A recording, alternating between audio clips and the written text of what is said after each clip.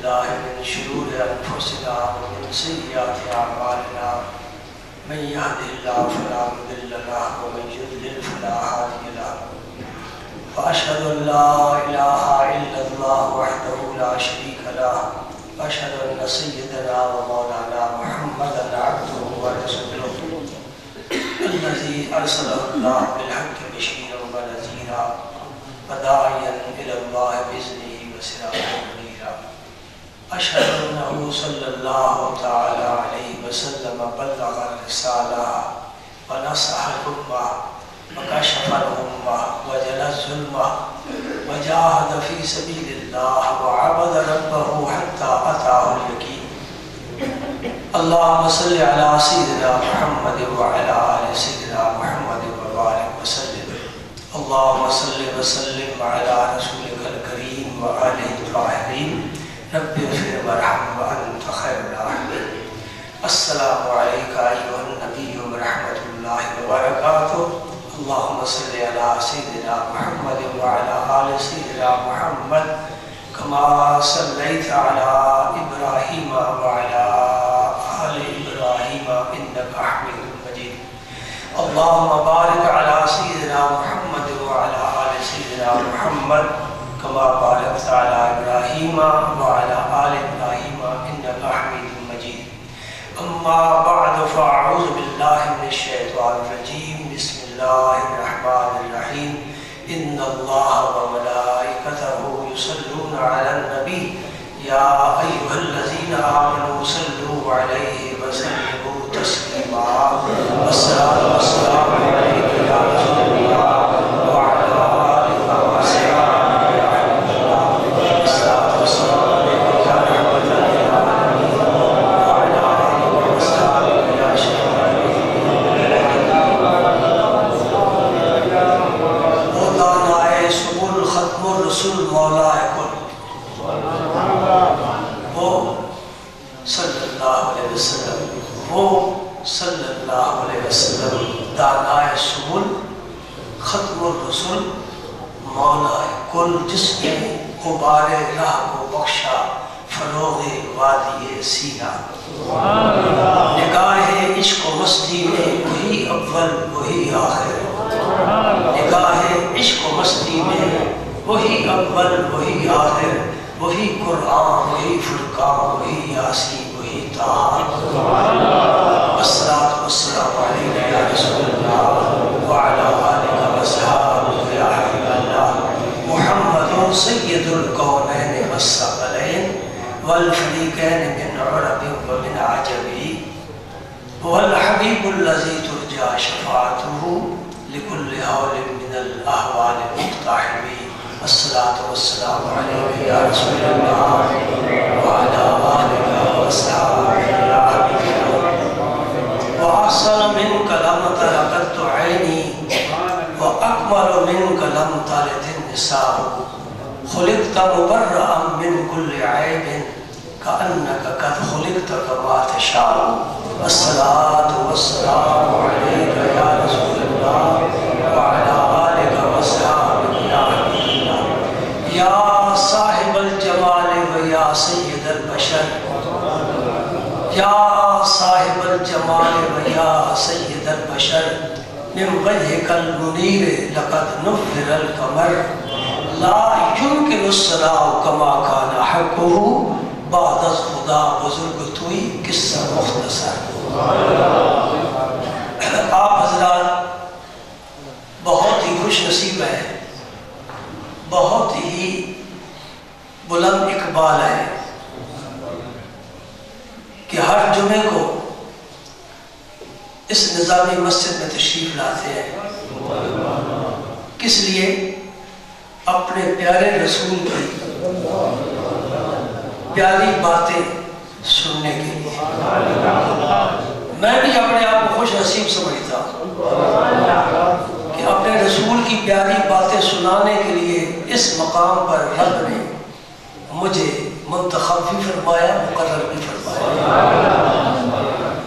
میرے رسول کی پیاری باتیں، خوشبو والی باتیں، نور والی باتیں، ہدایت والی باتیں. میرے نبی کے ہر قول میں ہدایت ہے، ہر قول میں ہدایت ہے. اشارے میں بھی ہدایت ہے، میرے نبی کی خاموشی میں بھی ہدایت ہے۔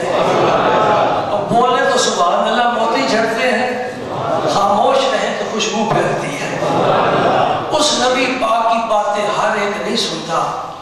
اس زمانے میں جب وہ اس خاک پاک پر بیٹھ کر اپنی پیاری باتیں سنایا کرتے تھے، شہر سارا نہیں سنتا تھا، کچھ سنتے تھے۔ 3 طرح کے لوگ تھے، کچھ تو قریب بھی نہیں آنے والے ہیں، بات کیا سنیں؟ نزدیک ہی آنا ان کے نزدیک آنا ہی یہ جرم ہے۔ کیوں جائے بھائی؟ ہمارے بتوں کو برا بھلا کہتے ہیں، ایک خدا کے سامنے سب کو چھپانے کی تلقین اور تعلیم دیتے ہیں۔ وہ تو تھے کفار، وہ میرے رسول کی باتیں سننے کے لیے تیار نہیں۔ ایک دوسرا گروہ ہے جو آتا ہے مجلس میں، سنتا ہے، لیکن میرے پیارے رسول کی پیاری باتوں کو دل میں جگہ نہیں دیتا۔ یہ ہے منافقین۔ سنتے تھے، نمازوں میں شامل ہوتے تھے، صدقہ و خیرات میں صحابہ کے ساتھ ہوتے تھے، جہاد پر حضور جاتے تو یہ بھی ساتھ جاتے، لیکن میرے رسول کی پیاری باتیں ان کے دل میں نہیں اترتی۔ ایک تیسرا گروہ ہے جو ذوق شوق سے سنتے بھی ہیں، دل میں اتارتے بھی ہیں، مانتے بھی ہیں اور عمل بھی کرتے ہیں، اور پھر وہ باتیں یاد رکھتے ہیں، پھر آگے بھی پہنچاتے ہیں۔ وہ کفار کا گروہ تھا، وہ منافقین کا تھا، اور یہ گروہ افضل ترین گروہ صحابہ کرام کا گروہ تھا، جنہوں نے اپنے مصطفیٰ کریم کی ہر ادا کو اپنے سینے میں محفوظ رکھا۔ تو یہ خوش نصیب ہوئے، بلند اقبال ہوئے، اور میرے نبی کی صحبت میں آنے کی وجہ سے رب نے قرآن ان کی تعریف فرمائی ہے۔ جی ہمارے ہاں بھی ایک گروہ ہے جو صحابہ کرام پر جان چھڑکتا ہے اور صحابہ کرام کی تعریف میں محفل منعقد کرتا ہے۔ قابل ستائش ہے ان کی کوشش، لیکن ذرا قبلہ درست کر لیں، قبلہ درست کر لیں۔ قبلہ کیا درست کرنا ہے؟ صحابہ تمہاری بڑی شان ہے، اور ایک گروہ ہے جو اہل بیت کی بڑی تعریف کرتا ہے، لیکن وہ اہل بیت کے گرد ہی گھومتا ہے۔ ان کو بھی میں کہنا چاہتا ہوں تمہاری بھی کوشش ہے، قابل تعریف ہے۔ صحابہ کی تعریف کرنے والوں تمہاری کوششیں بھی قابل تعریف ہے، لیکن فقیر سے پوچھو قبلہ درست کر لو، کہو صحابہ تمہیں جو کمال ملا، اہل بیت جو تمہیں عظمت ملی، میرے مصطفیٰ کے قدموں کی خاک کے طفیل ملی۔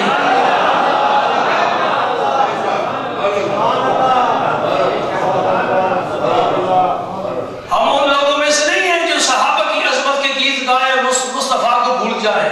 ہم کہیں حسن اور حسین کی بڑی شان ہے، نبی کا ذکر ہی نہ کریں۔ نا یہ قرآن میرے نبی پر اترا ہے، اور اس قرآن میں وہ ہدایت ہے جس ہدایت کو قبول کرنے والے صحابہ بنے، اور میرے مصطفیٰ کی گود میں آنے والے اہل بیت کے قیمتی افراد بنے۔ حسن حسین کو فضیلت ہے، جنتی جوانوں کی سرداری، خاتون جنت کو جنتی عورتوں کی سرداری کہاں سے ملی ہے؟ قرآن میں رب نے کہیں ذکر نہیں فرمایا۔ یہ خاک طیبہ پر بیٹھنے والا آپنا کا در یتیم فرما رہا ہے، میری بیٹی جنت کی عورتوں کی سردار ہے، میرے دونوں نواسے جنتی جوانوں کے سردار ہے۔ قرآن نہیں کہتا، میرا مصطفیٰ کہتا ہے، اور میرے مصطفیٰ کا کہنا رب کا کہنا ہے۔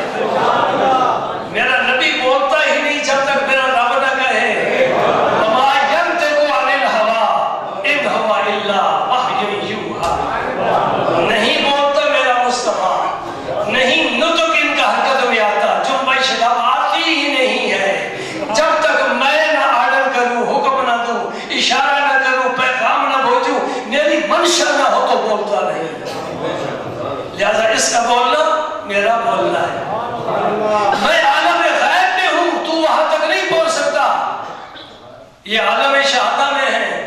عالم غیب سے پیغام ان کے پاس آئے گا، ان کا نطق تجھے بتائے گا۔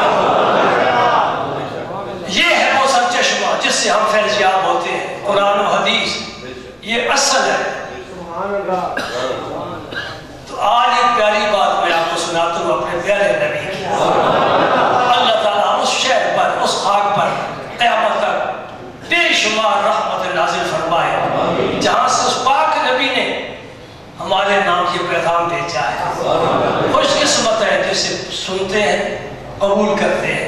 عمل کرتے ہیں۔ میرے نبی کی ہر ادا قانون ہے، ہر فرمان قانون ہے۔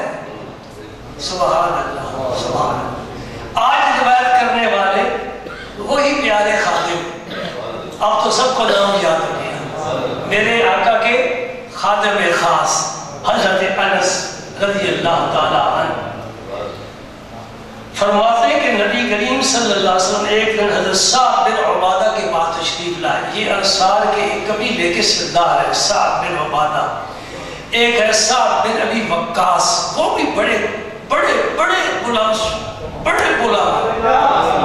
میں ان کی رفعت شان کا اندازہ نہیں لگا سکتا، اور میں ایک روایت پیش کروں تو آپ بھی ان کی عظمت کے سامنے سر جھکا دیں گے۔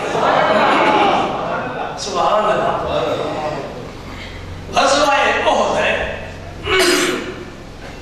صحابہ کرام اچانک کفار کے حملے کی وجہ سے تتر بتر ہو گئے، منتشر ہو گئے، اور جو دربے پر حضور نے مقرر کیے تھے صحابہ وہ شہید ہو گئے، اور خالد بن ولید ابھی تک مسلمان نہیں ہوئے۔ یہ لشکر کفار کو لے کر دربے سے حملہ آور ہوا، ادھر تمام لشکر اسلام کی پشت تھی، اور زیر پشت کی طرف سے اچانک دشمن حملہ آور ہو تو سمجھنا بڑا مشکل ہے۔ صحابہ کرام ادھر ادھر منتشر ہو گئے، نبی کریم اس طرح کھڑے ہیں جس طرح ہمت کا پہاڑ کھڑا ہوتا ہے۔ سبحان اللہ۔ یہ حضرت سعد بن ابی وقاص حضور کے سامنے کھڑے ہیں، اور دشمن نے اب میرے نبی پاک کو نشانہ بنایا ہوا ہے، اور ترکش سے نکال کر کمان میں تیر رکھ کر جس کافر کو بھی سیدھا سرکار کی ترتیب پھینک رہا ہے۔ حضرت سعد سب نے سیدھا تار کر کھڑے ہیں، میرے آقا جب تک میرے جسم میں جان ہے کوئی تیر آپ تک نہیں آ سکتے، میرا سینہ حاضر ہے۔ بھائی خدمتیں کی ہے تو عزتیں پا گئے ہیں، اسلام کی خدمت کی ہے، قرآن کا پیغام آگے پہنچایا ہے، رب کی توحید نبی کی رسالت کو مخلوق تک پہنچایا ہے، عزتیں پا گئے۔ والسابقون الاولون من المہاجرین والانصار، رب تعریفیں کر رہا ہے۔ لقد رضی اللہ عن المؤمنین اذ یبایعونک تحت الشجرہ، حدیبیہ کے مقام پر۔ سبحان اللہ۔ محمد رسول اللہ والذین معہ اشداء علی الکفار رحماء بینہم تراہم رکعا سجدا۔ یہ کس کی تعریف ہے؟ دشمنان صحابہ سے پوچھو، یہ قرآن کی آیات اب نہیں منسوخ ہو سکتی، کوئی کتاب نہیں آ سکتی جو قرآن کو منسوخ کرے، یہ محرف نہیں ہو سکتی، تبدیل نہیں ہو سکتی۔ میرے نبی کا پیغام، نبی کی نبوت کی طرح قیامت تک تابندہ زندہ، الحمدللہ۔ میرا نبی زندہ، میرے نبی کی نبوت زندہ، میرے نبی کی کتاب زندہ، میرے نبی کی اہل بیت زندہ، میرے نبی کے صحابہ زندہ، میرے نبی کی ازواج زندہ، میرے نبی کا پیغام زندہ، اور قیامت تک میرے نبی کی امت بھی زندہ۔ صبح قیامت ہوگی تو میرے نبی کی امت پر قیامت قائم ہوگی۔ سب نبی اپنا سامان صبر طے کر کے چلے گئے۔ حضرت سعد بن ابی وقاص حضور کے سامنے کھڑے ہیں اور تیر ان کی طرف آ رہے ہیں، میرے آقا ترکش سے تیر نکال کر انہیں دیتے ہیں، اور وہ کمان میں تیر رکھ کر پھینکتے ہیں، حضور پھر نکال کر دیتے ہیں اور پھر پھینکتے ہیں، اور وہاں جملہ میرے نبی کی زبان سے نکل گیا، میں کہ اس جملے پر جبریل امین بھی قربان ہوتا ہے۔ میکائیل کہتا ہے کاش میں صاحب تیری جگہ میں ہوتا اور یہ تیر میں پھینکتا، یہ عزت مجھے ملتی۔ کیا میرے رسول اللہ نے فرمایا؟ علم کو میں نے تیر پھینک، علم یا سعد۔ آگے سنو، بڑا پیارا جملہ، کسی کی عزت میں یہ چیز نہیں آئی۔ فرمایا علم یا سعد فدا کا ابی و امی، اے سعد تو تیر مار، میرے ماں باپ تجھ پر قربان۔ ساری دنیا اپنی عزت رسول کے قدموں پر قربان کرتی ہے۔ ابو بکر صدیق کرتے ہیں کہ ابی انت و امی یا رسول اللہ، ابو بکر صدیق فرما رہے ہیں، عرض کر رہے ہیں کہ ابی انت و امی یا رسول اللہ، اے اللہ کے رسول میرے ماں باپ آپ پر قربان ہو۔ نبی کی شان ہے، لیکن آج نبی کا طوفان آ گیا ہے. فرماتے علم فدا کا ابی و امی یا سعد تیر مار میرے ماں باپ تو ہی پر اللہ. بھائی کس کے مقدر میں ہے یہ چیز؟ اس سے بڑا بھی کوئی اعزاز ہو سکتا ہے؟ اس سے بڑی بھی کوئی دلجوئی ہو سکتی ہے؟ اس سے بڑے بھی تحسین کے کوئی کلمات ہو سکتے ہیں؟ جی تیرے ملک کے نشان حیدر تمغہ امتیاز کوئی بھی وہاں نہیں پہنچ سکتا جہاں میرے نبی کے یہ الفاظ پہنچے. فدا کا بھی ممی ایسا آپ کے نبی وقار. حضور فرماتے تھے یہ میرے ماموں ہیں. صاحب نبی وقاص کو فرماتے تھے یہ میرے ماموں ہیں. پھر فرماتے کوئی اپنا ماموں مجھے دکھائے تو صحیح. میرے ماموں کے بھائی کا کوئی ہے دکھائے تو صحیح. اللہ اکبر اللہ اکبر سبحان اللہ. صاحب بن عبادہ وقت والے ہیں. آج ان کے گھر دونوں جہانوں کے سردار تشریف لا رہے ہیں. سید الکونین ختم المرسلین یہ منصب ہے نا میرے نبی کے. سب نبیوں نے تسلیم کیا ہے. ساری کائنات نے مانا ہے کہ ختم المرسلین ہے, خاتم النبیین ہے. جو نہیں مانے گا وہ بدبخت انسان ہے. آپ تشریف لائے سعد بن عبادہ کو نوازنے کے لیے. آج اس کے گھر تشریف لا رہے ہیں اور حضور نے اصول مقرر فرمایا. یہ قانون ہے کہ کسی کے گھر جاؤ یوں ہی اندر داخل نہ ہو جاؤ, بلکہ السلام علیکم باہر سے کہو بلند آواز سے, گھر والے سنیں. میں قربان جاؤں تیری میری عزت کا میرے رسول نے بڑا ہی خیال کیا ہے. فرمایا دروازے کے سامنے بھی نہ کھڑا ہو, ایک طرف کھڑا ہو کر سلام کرے, کیونکہ دروازہ کھولے گا اس کی نظر اندر نہ جائے. اپنی امت کی ہر بچی کے سر پر میرے مصطفیٰ نے عصمت کی چادر اڑائی ہے. اگر یہ بچی اتار کر پھینک دے تو اس کی مرضی. میرے نبی نے تو اس کو چادر کے نیچے رکھا ہے, پردے کے ساتھ رکھا ہے, شرم و حیا کے ساتھ رکھا ہے. سبحان اللہ. کوئی بھی کسی کے گھر بغیر اجازت نہ جائے. ایک صحابی پوچھ بیٹھے یا رسول میں اپنی اماں جی کے گھر بھی بغیر اجازت کے نہ جاؤں. فرمایا کیا تو اس بات کو پسند کرتا ہے کہ اپنی والدہ کو تو بے پردہ دیکھے؟ اجازت کا مطلب یہی ہے خواتین خانہ اپنے لباس کو سنبھال لیں کہ مرد آ جائے. گھر میں عورتیں بے تکلف رہتی ہے, بعد دفعہ دوپٹہ بھی سر پر نہیں ہوتا. جب تو پیر سے سلام کرے گا تیری امت تیرے سلام کو آواز سنے گی, پہچان جائے گی, تو اپنے لباس کو ٹھیک کر لے گی. میرے آقا کریم ایک دن اپنے گھر تشریف فرمائے اور سرکار کی چادر مبارک یہاں تک ہے, گھٹنے تک. یہاں تک اجازت ہے نا, اس کے اوپر حرام ہے کپڑا کرنا, اس حصے کو ظاہر کرنا, یہاں تک اجازت ہے. صدیق اکبر حاضر ہوئے, آپ جس حالت میں بیٹھے تھے بیٹھے رہے. عمر فاروق آئے, حضور بیٹھے رہے. عثمان غنی آئے, حضور نے فوراً چادر نیچے کر لی. ام المومنین عائشہ صدیقہ بول اٹھی یا رسول اللہ میرے ابا آئے تو آپ نے کوئی تکلف نہیں کیا, عمر آئے تو آپ نے ذرا خیال نہیں کیا, عثمان آئے تو چادر نیچے کر لی. فرمایا عائشہ اس سے میں حیا کیوں نہ کروں جس سے رب کے فرشتے بھی حیا کرتے ہیں. الحیا من الایمان. مدینے والے نے فرمایا الحیا ایمان ہے تو حیا ہوگا, ایمان نہیں تو حیا نہیں ہوگا. عثمان غنی حیا میں مشہور ہے. دو باتیں بتاتا ہوں. پہلی بات, بند کمرے میں غسل خانے میں عثمان غنی غسل فرماتے ہیں, چادر باندھ کر غسل. حالانکہ وہاں تو کوئی دیکھنے والا نہیں نا, دیواریں ہیں, دروازہ بند ہے, ہم اسی طرح نہا لیتے ہیں, ٹھیک ہے نا. لیکن عثمان غنی پوچھا حضرت یہ کیا؟ فرمایا کوئی انسان دیکھنے والا تو نہیں, فرشتوں تو دیکھنے والے ہیں نا, مجھے ملائکہ سے حیا آتی ہے. دوسری بات, اس دانے ہاتھ سے حضور کے دست مبارک میں اپنا ہاتھ دے کر بیعت کی تھی. عثمان غنی فرماتے پوری زندگی گزر گئی ہے یہ میرا ہاتھ پھر شرمگاہ کو نہیں لگا۔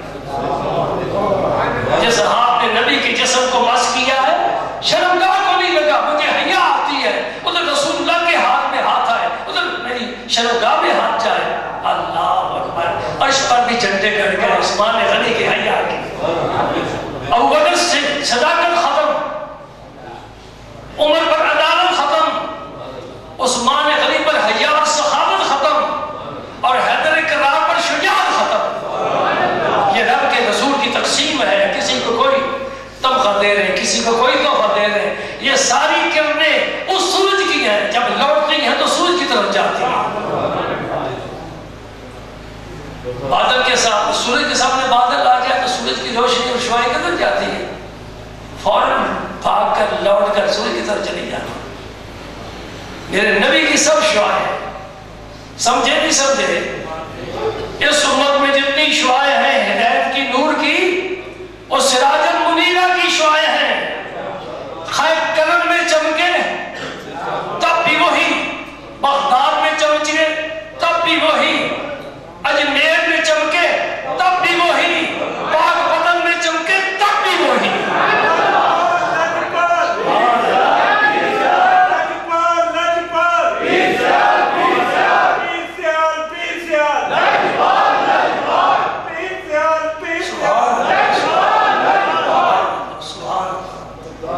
تو حضور تشریف لائے حضرت سعد بن عبادہ کے مکان پر، اور آپ نے بلند آواز سے فرمایا السلام علیکم ورحمۃ اللہ وبرکاتہ۔ یہ پورا سلام ہے۔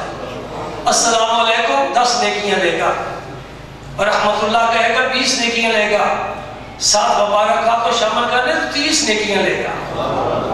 یہ سلام ہے۔ میرے نبی پاک کی جناب ایک صحابی حاضر ہوا، عرض کیا السلام علیکم، حضور نے جواب ارشاد فرمایا، بیٹھ کے فرمایا 10 عشرہ 10۔ ایک اور صحابی آئے، انہوں نے عرض کیا السلام علیکم ورحمۃ اللہ، حضور نے جواب ارشاد فرمایا 20 20۔ بیٹھ گئے۔ تیسرے صحابی آئے، عرض کرتے ہیں السلام علیکم ورحمۃ اللہ وبرکاتہ، حضور نے جواب ارشاد فرمایا 30۔ پہلے کا 10 پھر 20 30، یہ سلام مکمل ہے۔ میں نے جب یہ حدیث پاک پڑھی اور پڑھائی تو طلباء کو، تو میں نے اپنے بچوں کو کہا بیٹا ذرا توجہ کرو، غور کرو، ذرا گہرائی میں اترو۔ کھانا چبا کر کھانا چاہیے نا، جو ہی تو نہیں نکل جانا چاہیے، میرے پر بوجھ بن جاتا ہے۔ حدیث پڑھیں تو غور و فکر کے ساتھ پڑھیں۔ میں نے کہا یہ جو 3 صحابی آئے، ایک نے السلام علیکم کہا، دوسرے بار رحمت اللہ کا اضافہ کیا، تیسرے نے مبارکاتہ کا اضافہ کیا، یہ تینوں مل کر بیٹھے تھے، مشورہ کر کے آئے تھے کہ پہلے میں جاؤں گا، پھر تو آنا، تو رحمت اللہ کا اضافہ کرنا، پھر تو آنا بھائی، تو مبارکاتہ کا اضافہ کرنا۔ کیا خیال ہے آپ کا؟ مشورہ کر کے نہیں آئے۔ کیا مطلب ہے؟ آج میرے نبی کریم یہ مسئلہ سمجھانا چاہتے تھے صحابہ کرام کو کہ وہ السلام علیکم کہو تو 10 نیکیاں، السلام علیکم ورحمۃ اللہ کہو تو 20 نیکیاں، السلام علیکم ورحمۃ اللہ وبرکاتہ کو 30 نیکیاں۔ نبی پاک مسئلہ سمجھانا چاہتے تھے، اللہ پاک نے صحابہ کے دل میں ڈالا تم باری باری جاؤ، ایک سلام کا جز کہے، دوسرا جز کہے، تیسرا جز کہے، تاکہ میرے نبی کا مسئلہ مکمل ہو جائے۔ یہ اتفاق نہیں ہے، یہ رب کی اپنی قدرت کام کر رہی ہے، نبی کی تعلیمات میں رنگ بھر رہی ہے۔ حضرت سعد رضی اللہ تعالیٰ عنہ نے 3 مرتبہ سرکار کا سلام سنا، جواب بھی دیا، کیونکہ جواب دینا فرض ہے، سلام کہنا سنت ہے۔ ایک طالب علم ایک دوسرے پر بجھارتیں ڈالتے ہیں، بتاؤ تو بھلا وہ کون سی سنت ہے جو فرض پر مقدم ہے؟ وہ یہی سنت ہے، کہ جو سلام نہیں کہے گا تو جواب کون دے گا؟ جواب دینا فرض تھا، سلام کہنا سنت ہے، تو فرض پر سنت مقدم ہو گئی۔ اگر سلام نہیں کہو گے تو جواب فرض نہیں ہوگا۔ سلام کہنا سنت، جواب دینا فرض، اور حکم ہے اتنی بلند آواز سے جواب دے کہ سلام کہنے والا سن لے۔ حضرت سعد نے جو اب سرکار کے میزبان بن رہے ہیں، 3 مرتبہ سرکار کے سلام سنا، جواب دیا لیکن آہستہ جواب دیا، سرکار تک نہیں جواب پہنچایا۔ اب حضور وہاں سے واپس ہو گئے،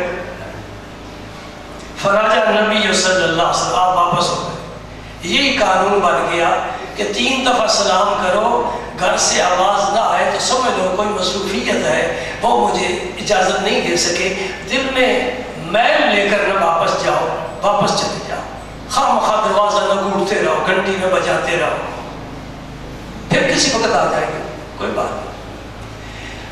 اب 3 دفعہ سلام دیا، جواب نہیں آیا، سرکار قانون کے مطابق، حضور نے خود ہی قانون بنایا ہے، جو خود قانون بناتے ہیں تو وہ خود اس پر عمل بھی کر کے دکھاتے ہیں۔ حضور واپس ہو گئے، حضرت سعد کو پتہ چل گیا کہ اب حضور واپس چلے جائیں گے، تو حضور کو اندر لانا بھی مقصود ہے کہ حضور تشریف بھی لائے، جواب بھی بلند آواز سے نہیں دیا، ایک حکمت، ایک راز، ایک مصلحت، ایک محبت کا انداز،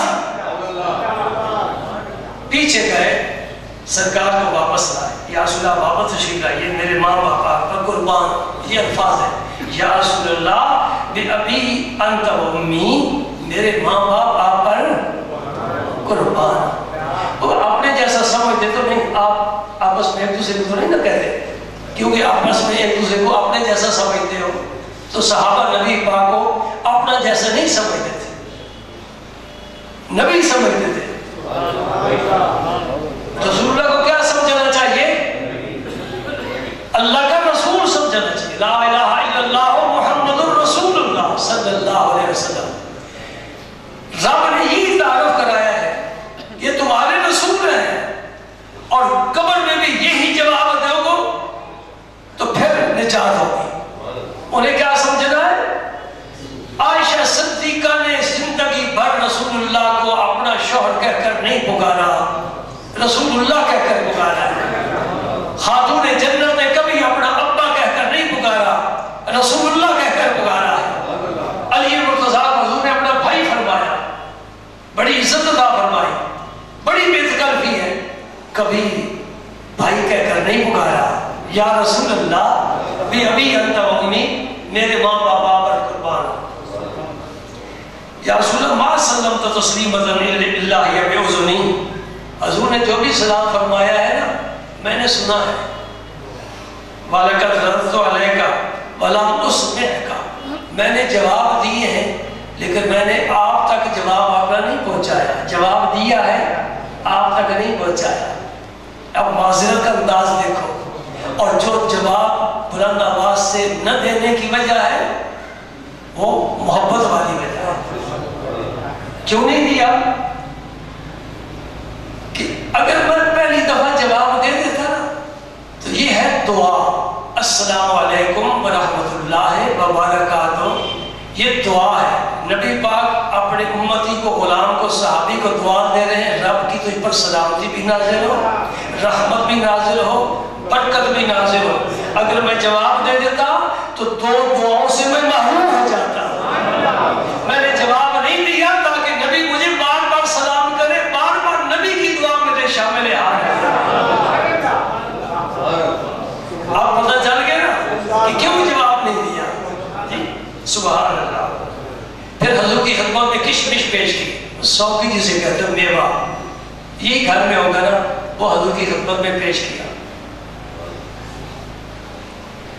حضور نے وہ تناول فرما لیا، آپ فارغ ہو گئے، تو اس کے بعد ہمیں اکل طعامکم الابرار، نیک لوگوں نے، سعد نیک لوگوں نے تیرا کھانا کھایا،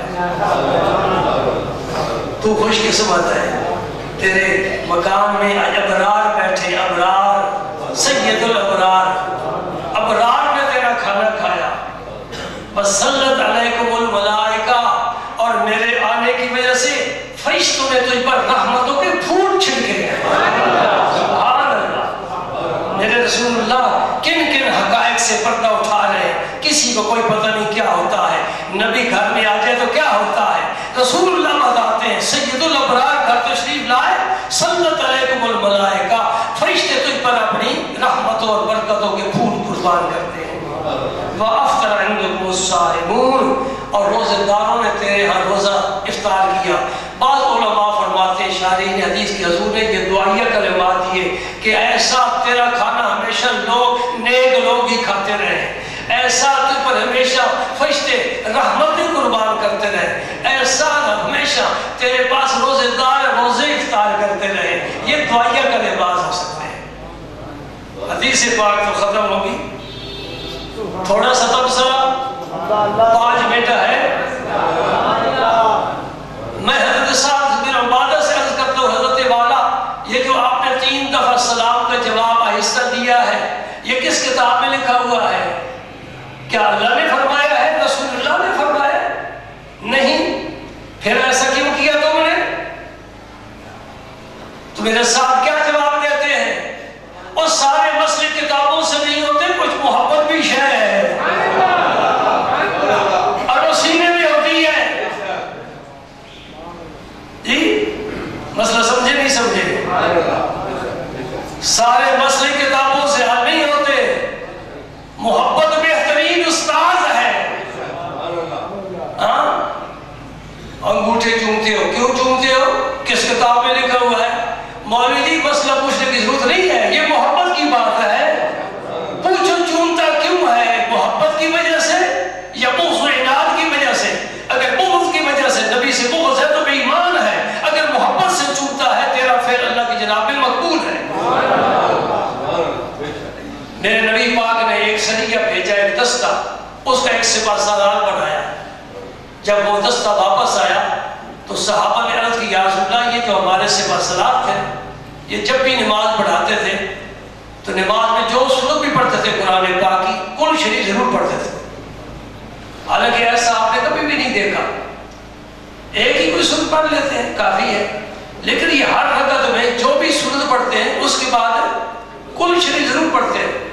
نبی پاک نے اپنی طرف سے ابھی کچھ نہیں فیصلہ فرمایا، بلکہ فرمایا اس سے جا کر پوچھو وہ کل کیوں پڑھتا ہے، جبکہ میں نہیں پڑھتا، نبی پاک نہیں پڑھتے، ابو بکر نہیں پڑھتے، عمر عثمان نہیں پڑھتے، علی مرتضیٰ نہیں پڑھتے، حسنین نہیں پڑھتے، کوئی بھی نہیں پڑھتا، یہ کیوں پڑھتا ہے؟ صحابہ گئے پوچھا آپ یہ کل شریف جو پڑھتے رہے ہیں رسول اللہ پوچھتے کیوں پڑھتا ہے؟ اس صحابی نے جواب دیا اس صورت میں میرے پیارے رب کا ذکر ہے، اس کی صفتوں کا، اس کی شانوں کا، میں اس صورت سے پیار کرتا ہوں۔ مسئلہ سمجھ میں جا رہا نا؟ میں اس صورت سے پیار کرتا ہوں۔ صحابہ نے حضور کو جا کر عرض کیا یا رسول اللہ وہ صحابی کہہ رہے ہیں کہ مجھے اس صورت سے پیار ہے، فرمایا جتنا اس صورت سے پیار کرتا ہے رب اس سے پیار کرتا ہے۔ جو رب کی صفتوں سے پیار کرتا ہے رب اس بندے سے پیار کرتا ہے، جو رب کی شانوں سے پیار کرتا ہے رب بڑے بندے کی محبت۔ سبحان، یہ سبق کس نے دیا بھائی؟ کچھ اور بھی سننا چاہتے ہو؟ مکے کا بڑا سردار ہے، مکہ سے چلا مدینہ پاک جا رہا ہے، کیوں؟ میری بیٹی وہاں ہوتی ہے، میں ملنے کے لیے جا رہا ہوں۔ سردار کا نام کیا ہے؟ ابو سفیان۔ فتح مکہ کے دن مسلمان ہوا۔ اب تو رضی اللہ تعالی عنہ ہم کہیں گے جو کچھ کیا بھول گئے، سرکار نے کلمہ اب پھیر دی، بخش دیا، معاف کر دیا۔ جب مکہ فتح ہو رہا ہے سرکار تشریف لا رہے، پورا لشکر آ رہا ہے، نبی پاک اعلان فرما رہے سفیان، ابو سفیان کے گھر جو داخل ہو جائے گا وہ پناہ میں ہے۔ یہ ہمارا دشمن تھا، آج ہم نے اس کے گھر کو پناہ گاہ بنا دیا ہے۔ یہ عزت کے تاج ہمارے پاس ہے، جس کے سر پر سجانا چاہے سجا دیتے ہیں۔ سبحان اللہ۔ ابو سفیان جا رہا ہے مدینہ پاک، کتنا سفر ہے بھائی؟ اس زمانے میں گھوڑے پر اونٹ پر سفر ہوتے تھے، بڑا طویل سفر ہے۔ ان کی بیٹی وہاں ہے، ام حبیبہ ان کا نام ہے، ازواج مطہرات میں سے ہے، حضور کے گھر کی ملکہ ہے۔ والد ملاقات کے لیے آ رہا ہے، کمرے میں داخل ہوا، کمرہ نہ کہو حجرہ کہو، میرے نبی پاک کا سادہ سا حجرہ جس پر ستارے بھی قربان ہوتے ہیں، اس میں میرے رسول کریم کا بستر بچھا ہوا ہے۔ بستر کیا تھا؟ سبحان، چمڑے کا، اس میں کھجور کی چھال بھری گئی، وہ بچھا ہوا ہے۔ کمرے میں اور کوئی چیز نہیں بیٹھنے کے لیے، اور ام حبیبہ کو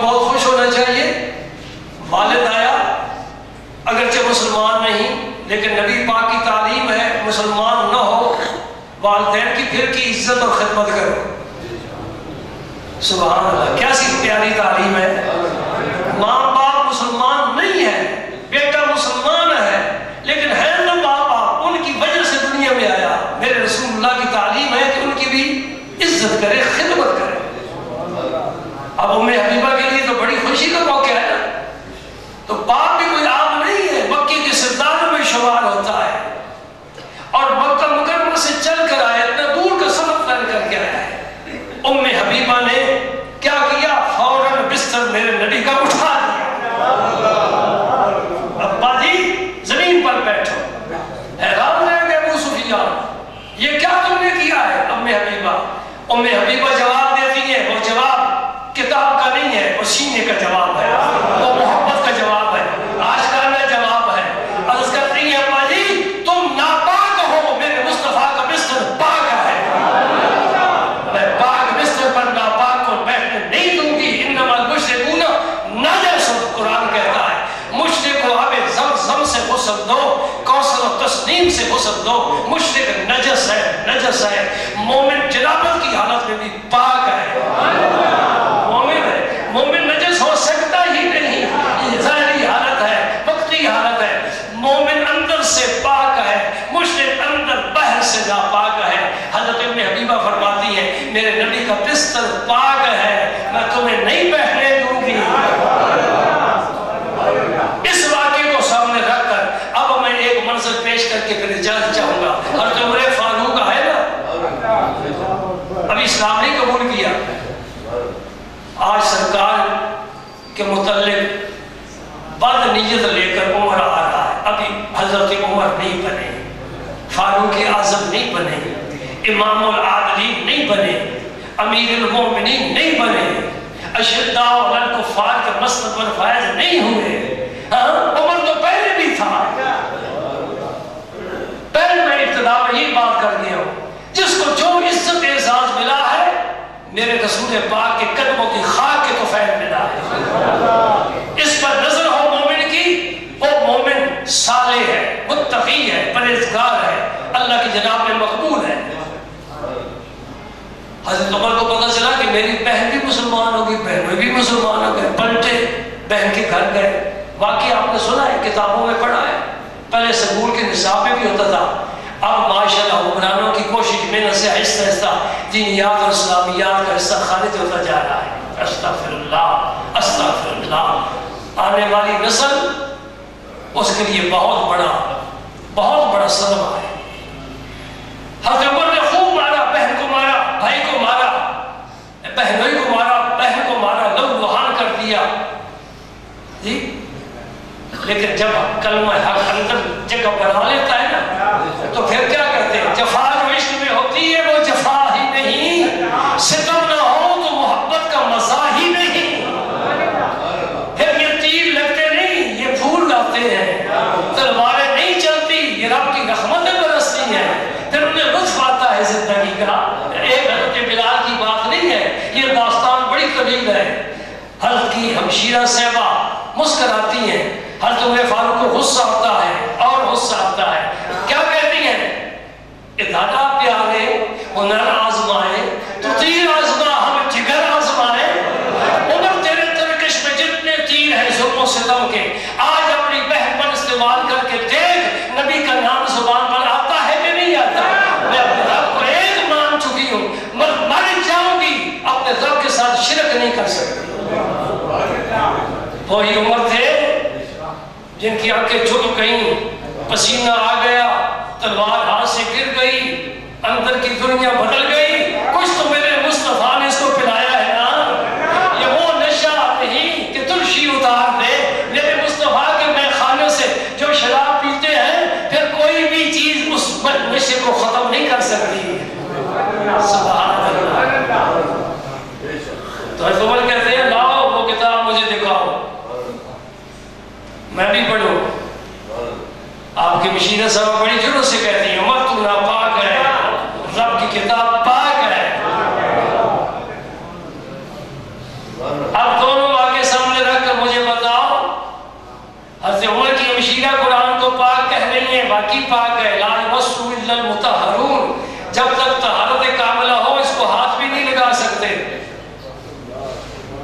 تو وہاں تو بستر کی بات ہے، کوئی بات نہیں، بیٹھ جائے۔ تیسرا حوالہ میں آپ کے سبور کرتا ہوں، یہ سینہ بھرا ہوا ہے۔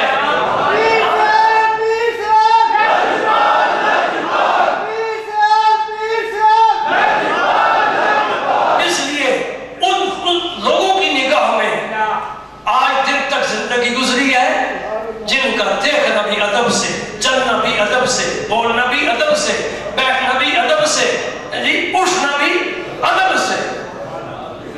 اب یہی چیز ادب ہی اٹھتی جا رہی ہے۔ یہ جو مذہبی تنظیمیں ہیں بس ان میں ادب دیکھو، جس میں ادب ہے سمجھو یہ صحیح ہے۔ ادب جس میں ہے وہ صحیح ہے۔ میری بات یاد رکھو، بڑی قیمتی ہے۔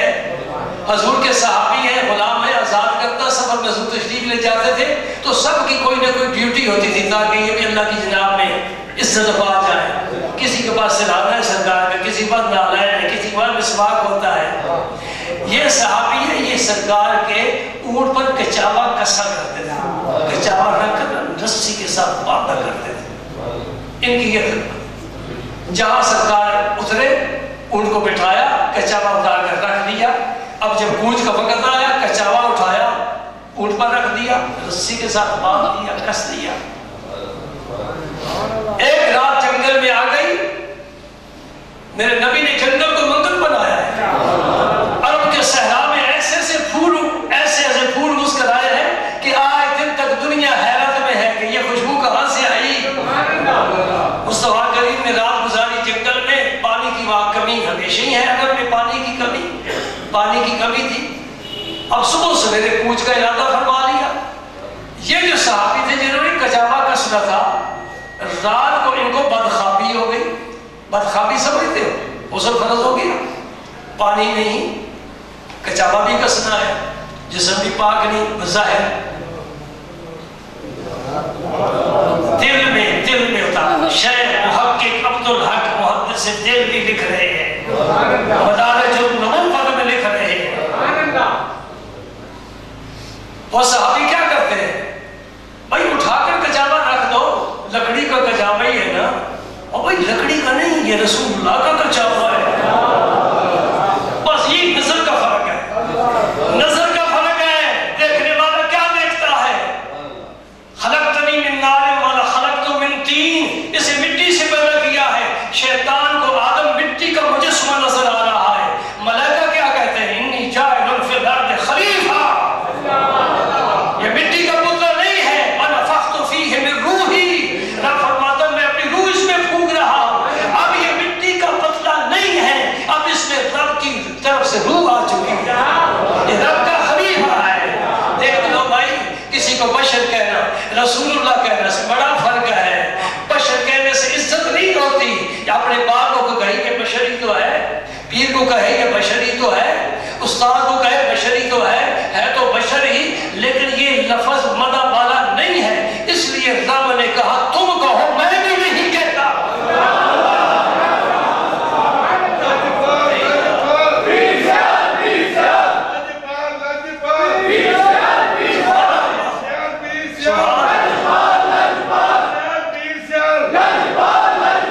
کیا پیارا نقطہ ہے، کیسی پیاری بات آ گئی۔ قل انما انا بشر مثلکم، میرے مصطفیٰ تم کہو، میں بھی تمہیں بشر نہیں کہتا۔ یاد رکھنا فقیر کا یہ نسخہ، رب نے اپنے رسول کو بشر کہیں بھی نہیں کہا، کہا تم کہو۔ تیرے منہ سے دیکھ کر تجھے عیسائی عیسیٰ علیہ السلام کو خدا کا بیٹا کہنے لگ گئے تھے، تجھے بھی کہیں خدا کا بیٹا نہ کہنے لگ جائے، خدا کا جز نہ کہنے، تو کو میں بشر ہوں، آؤ میرے پاس، تم میری سنو میں تمہاری سنوں۔ سبحان کچاوا نہیں رکھا بھائی، قصہ مختصر، میری ڈیوٹی ہے، کوتاہی نہیں کر سکتا۔ اور آج کچاوے کو میں ہاتھ بھی، کوئی قرآن تو نہیں ہے نا، کچاوے کو ہاتھ نہیں لگا سکتا، یہ لکڑی کا نہیں، یہ رسول اللہ کا ہے۔ نسبتیں بدلنے سے حکم بدل جاتے ہیں، یہ رسول اللہ کا ایک عام کاغذ ہے، تم طہارت ہے نہیں ہاتھ لگا لو، لیکن اس پر قرآن کی آیت لکھ دی جائے، پھر ہاتھ نہیں لگا سکتے بغیر وضو کے۔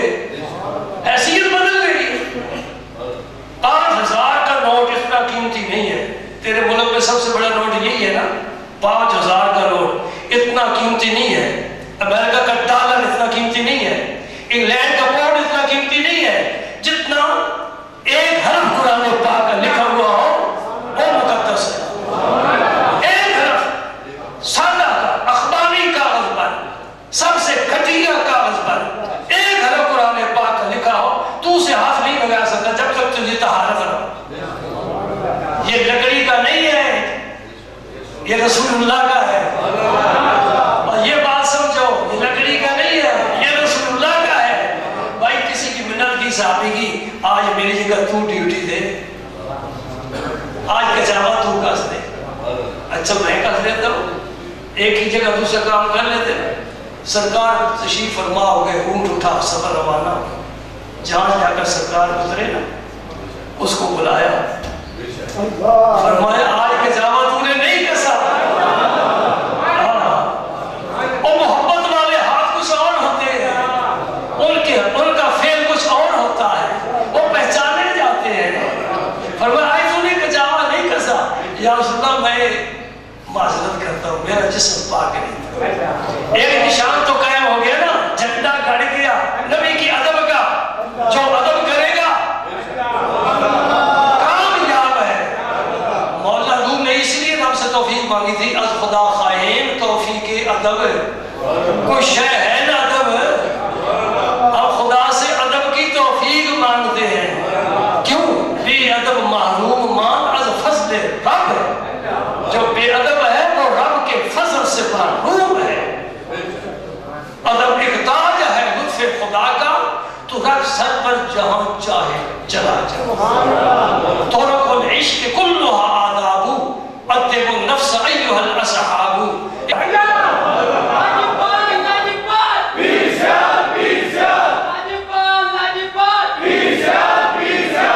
ہم اس کو کبھی کامل نہیں سمجھ سکتے جو اللہ کے رسول کے قانون شکنی کرنے والا، جو شریعت کے خلاف ہے۔ ہمارے نزدیک پیر فقیر بزرگ وہ شخص ہے جس سر سے لے کر پاؤں تک رسول اللہ کی محبت میں، ادب میں، سنت میں ڈوبا ہوا ہو، جس کے ایک ہاتھ میں قرآن ہو، ایک ہاتھ میں سنت مصطفیٰ ہو، ان دونوں نوروں کی روشنی میں چلنے والا ہو۔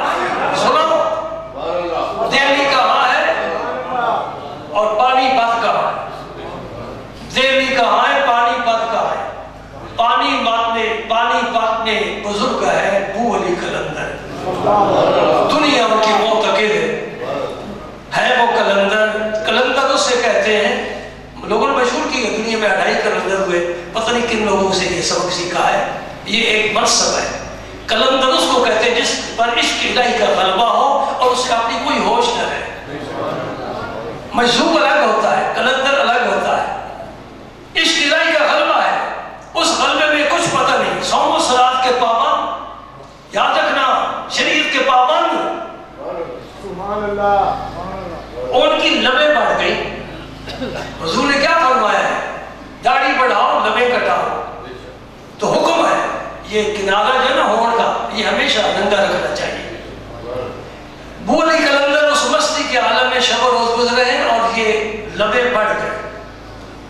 پانی پت میں دہلی میں حکومت اسلامیہ کے مقرر کردہ ضیاء الدین نامی ایک عالم دین ہے، ضیاء الدین، انہیں بھی خبر مل گئی، کینچی اٹھا لی، دہلی سے پانی پر جا رہے ہیں ابو علی قلندر کی شریعت کے مطابق لبیں کاٹنے کے لیے۔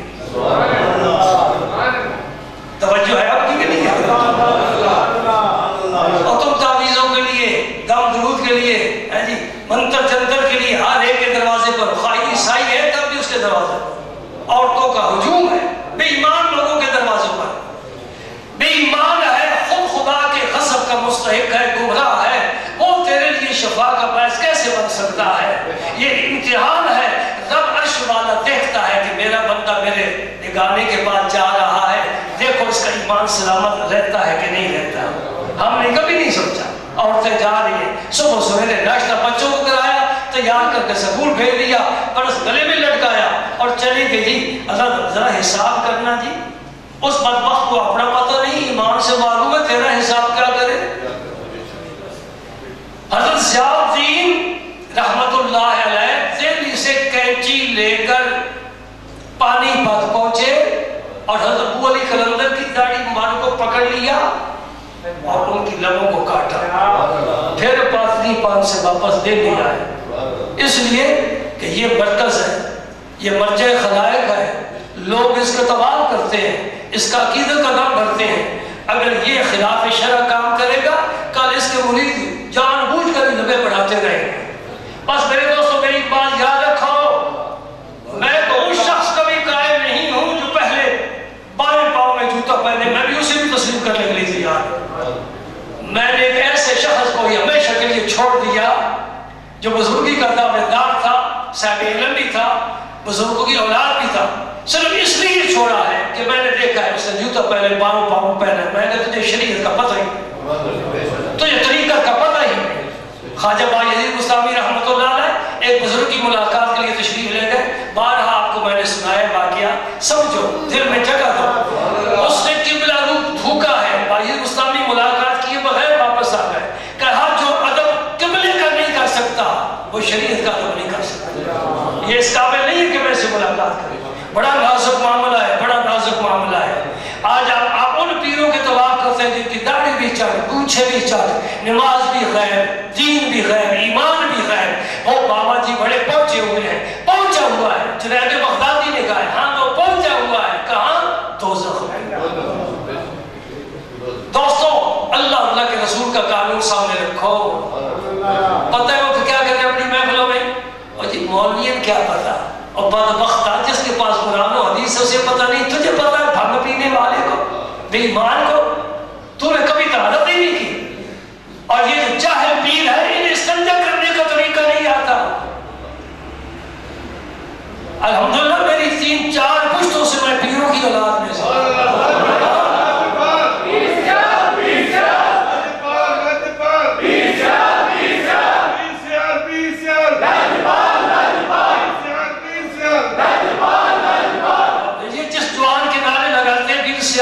خدا کی قسم اس کا ایک فعل بھی خلاف شرع نہیں ہوا، ایک فعل بھی۔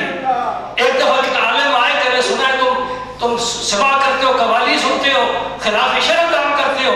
اعلیٰ حضرت خواجہ شمس العارفین رضی اللہ تعالیٰ عنہ نے فرمایا میری اور میری 7 پشتوں کی گردن شریعت کے سامنے جھکی ہوئی ہے، ہماری کیا مجال ہے کہ خلاف شرع کام کریں؟ کوئی کام خلاف شرع نہیں ہے۔ الحمدللہ ہم ان بزرگوں کے معتقد ہیں، ان بزرگوں کا دامن ہاتھ میں ہے جو اللہ کے رسول کے قانون کے پابند ہے۔ اور یاد رکھ محمد کے رب کی قسم انہی سینوں میں نور آتا ہے جو اللہ کے رسول کے فرما بردار ہے، ورنہ سینہ ظلمت کلا ہے، نور نہیں آ سکتا۔ نور تب آتا ہے جب اللہ کے رسول کا فرما بردار ہو۔ رشتہ جی رابطہ قائم کرے،